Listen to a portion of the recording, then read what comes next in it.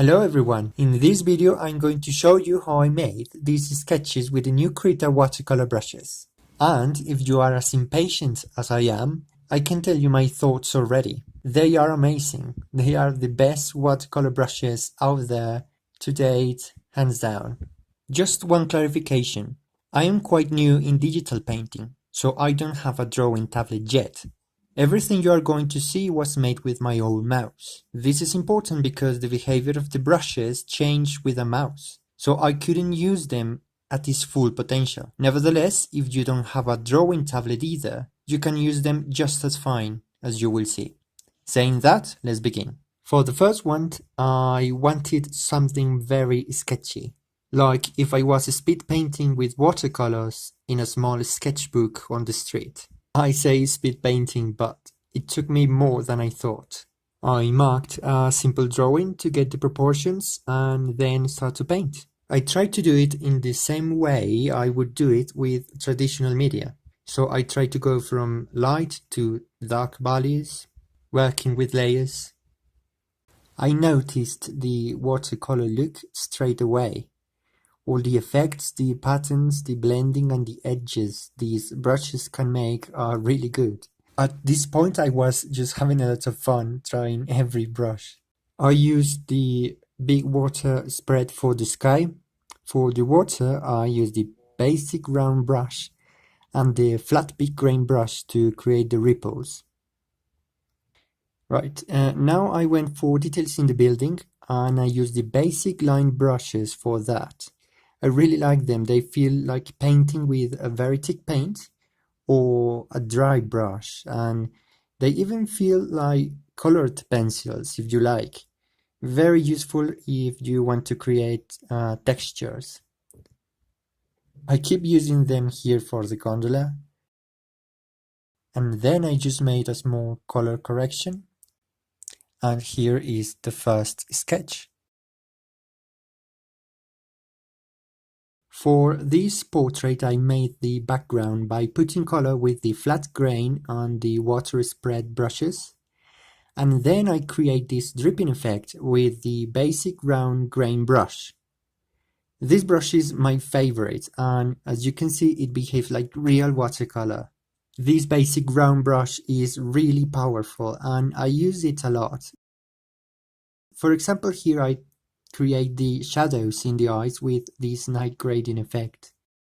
The methodology I followed for this sketch was just use the basic round brush to cover big areas. Then I use the water spread brushes to add color and repeat over and over again. Like right now you can see how I'm adding red, green and some purple to the shadows and then darkening again, always aiming to get the values right and a nice color harmony.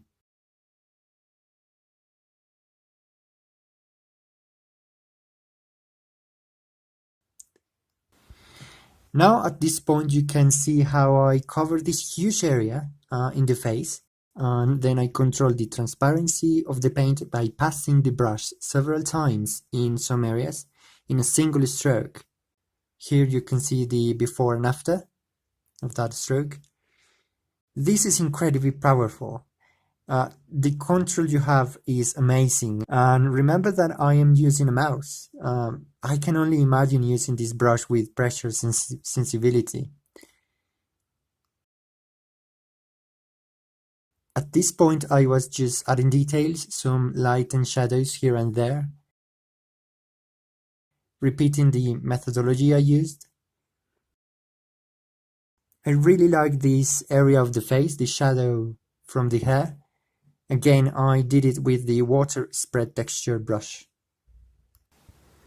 And here I started to put some highlights with the basic line brush, adding some texture as well, very similar to colored pencils or a dry brush like in the previous one.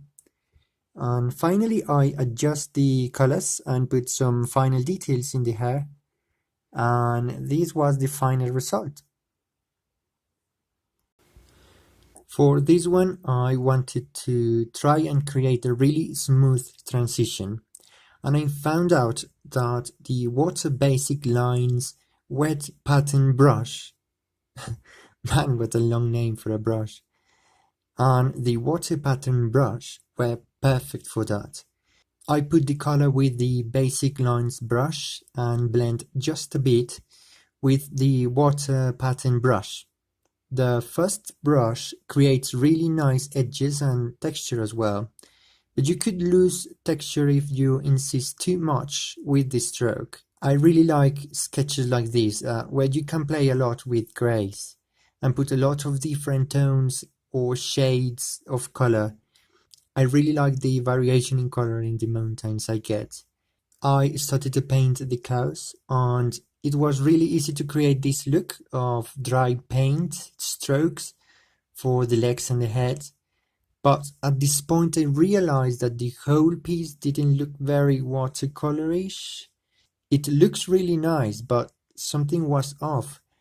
I thought about why, and I realized that it was because I was using opaque colors. So even with watercolor brushes, the look I was getting was more like acrylics or tempera or any opaque water-based painting, but not watercolor. Anyway, I keep working, and despite of that, I really like this one. The final result was quite realistic, but with a painterly look that is quite appealing. Now, let me show you what I mean with opaque and transparent paint. If you have paint already on the paper, and if you put a lighter color on top of it, if that color is opaque, it will cover the color below. But that does not happen with watercolor, a transparent paint. So to achieve a more realistic representation of watercolor, I changed the blending mode of the brush to multiply and lower the opacity to about 50%. That's because the multiply effect can be too strong. Painting in this way felt even more close to the real experience of watercolor, and a proof of that is that it became really hard to paint, and I remember I am really bad with real watercolors. Still, I wanted to try these settings, so I went for another portrait. I used the same approach with this one. The only difference was that because of the blending mode, you can only go from light to dark bodies, again like in real watercolor. Also with this blending mode, the colors appear more brilliant, especially if you use a high color saturation. I try to let the brighter areas untouched, or use the eraser, like here where I needed the flowers to be white. I like when a program allows you to work in the same way you would with a real thing, like a really good painting simulator. I really like these shadows in the clothes, again using the basic round brush, each one with a single stroke. Painting like this is definitely harder. I had to watch some watercolor tutorial videos on YouTube, and I found really good ones. Now I am inspired to try it. That's all for this video. Thank you for watching.